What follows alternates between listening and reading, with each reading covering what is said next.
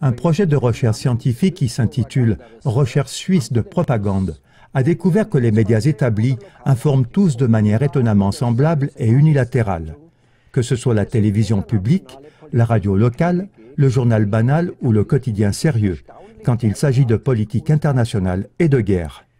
On a trouvé des preuves que beaucoup de techniques de propagande et de manipulation ont été utilisées en faveur des États-Unis et de l'OTAN.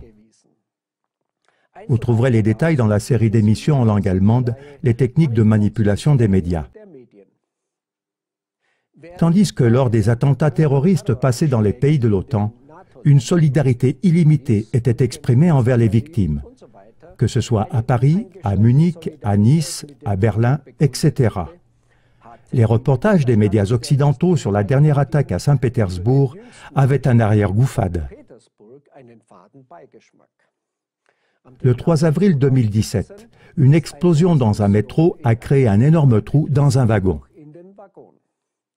Au moins 14 personnes ont été tuées au cours de cette attaque. Environ 50 ont été blessés. Une deuxième bombe a pu être désamorcée par les forces de l'ordre. À la différence de ce qu'ils ont fait lors des attentats dans les pays de l'OTAN, les médias occidentaux, dès le lendemain de l'attentat à Saint-Pétersbourg, ont soulevé des voix et des questions critiques envers le gouvernement. La radio suisse, SRF, a par exemple posé la question pendant les nouvelles de 6 heures du matin du 4 avril de ce que cet attentat présageait pour l'atmosphère politique en Russie. Le correspondant de SRF en Russie, David Noer, a répondu textuellement « Probablement rien de bon. Il y a une grande inquiétude surtout dans les cercles libéraux. Ou bien on rappelle que dans le passé, le gouvernement a toujours endurci les lois après un attentat terroriste. Les services secrets ont alors toujours reçu plus de compétences et les libertés du peuple ont été restreintes. Et maintenant, beaucoup se demandent bien sûr pourquoi l'État a besoin de tant de pouvoir s'il n'est malgré tout pas capable de protéger sa population. » Dans un autre reportage, SRF cite le journaliste allemand Markus Sambalé, qui est correspondant d'ARD en Russie. Les politiciens de l'opposition ont peur que les attentats soient utilisés comme occasion pour multiplier les restrictions et aussi pour pouvoir agir contre toute personne qui a une autre opinion. Même si dans la phrase suivante, Sambalé a tout de suite admis qu'on ne pouvait pas encore sentir de restrictions, c'est-à-dire des limites qui voleraient la liberté et qu'il fallait encore attendre, SRF a écrit dans son titre « Les hommes politiques de l'opposition craignent plus de restrictions. Pourquoi les gens des médias occidentaux n'ont-ils jamais eu l'idée, lors des attentats dans les pays de l'OTAN, de poser de telles questions critiques envers le gouvernement? Et pourquoi n'ont-ils pas laissé parler les voix critiques? Car comme CLA-TV l'a montré dans différentes émissions, on ne pouvait pas ignorer les mesures pour voler la liberté après les attaques terroristes dans les pays de l'OTAN. Et ces mesures ont eu des conséquences d'une grande portée. Après les attaques du 11 septembre 2001, les droits fondamentaux du peuple américain ont été massivement restreints avec le USA Patriot Act. Après les attaques en Grande-Bretagne, les techniques de surveillance ont été renforcées. En France, les achats en argent liquide ont été réglementés et l'état d'urgence a été déclaré. Après l'attaque à Nice, le président français Hollande a pu sans problème prolonger l'état d'urgence qui avait été déclaré après les attaques du 13 novembre 2015. Après l'attaque à Munich, la chancelière Angela Merkel a annoncé un plan en 9 points pour préparer des opérations militaires à l'intérieur du pays, plan qui contient aussi des restrictions quant au droit de détention d'armes. Seulement 4 jours après l'attaque à Berlin, la chancelière Angela Merkel a dit littéralement « Nous allons parler dans le gouvernement des mesures nécessaires là où nous voyons un besoin de changement politique ou juridique et nous mettrons ces mesures en pratique.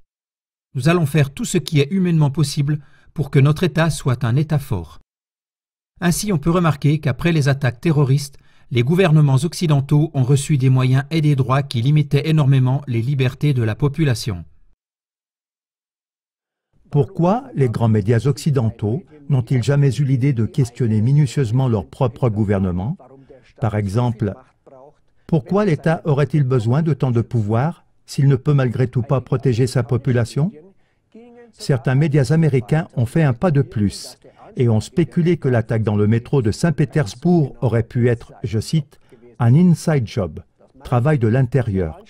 Cela veut dire que l'attentat aurait été planifié et mis en œuvre par des insiders du gouvernement russe lui-même. Tout journaliste des médias établis, qui aurait même seulement l'idée d'envisager l'option que les attentats terroristes dans les pays de l'OTAN pourraient être un inside job, ce journaliste-là perdrait son boulot sur le champ. Cela a été le cas pour beaucoup de journalistes et de professeurs, en ce qui concerne le 11 septembre. Mais cela ne compte pas s'il s'agit du gouvernement russe, car visiblement, il y a là deux poids, deux mesures. Voyez maintenant un résumé de la chaîne de télévision internationale RT sur les réactions de la presse internationale en ce qui concerne l'attaque à Saint-Pétersbourg.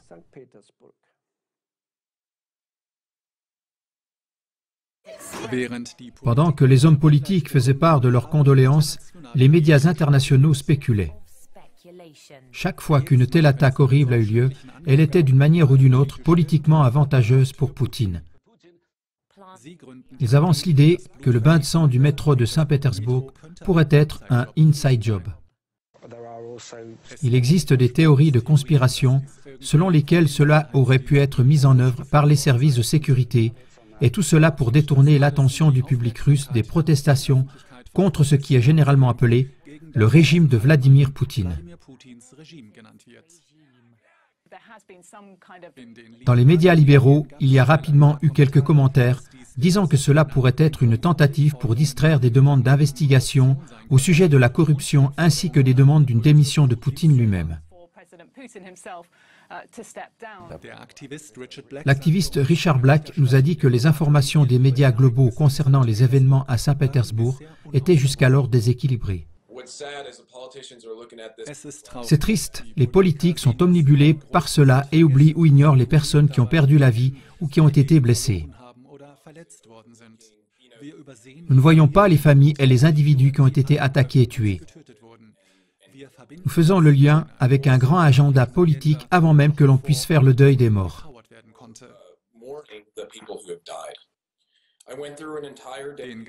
Pendant toute une journée, personne n'a rien su de cela. Le premier qui m'en a parlé l'a qualifié d'opération sous faux pavillon. Je m'intéresse tous les jours à la politique.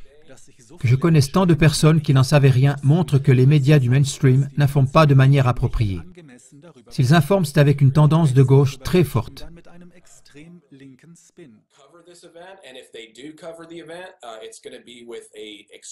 Je suis étonné que des organisations comme CNN, qui ont littéralement passé l'année 2016 à réfuter des théories de conspiration, diffusent maintenant ouvertement une théorie de conspiration concernant la Russie. Mais cela ne me surprend pas, ça ne montre que leur déséquilibre lors de tels événements.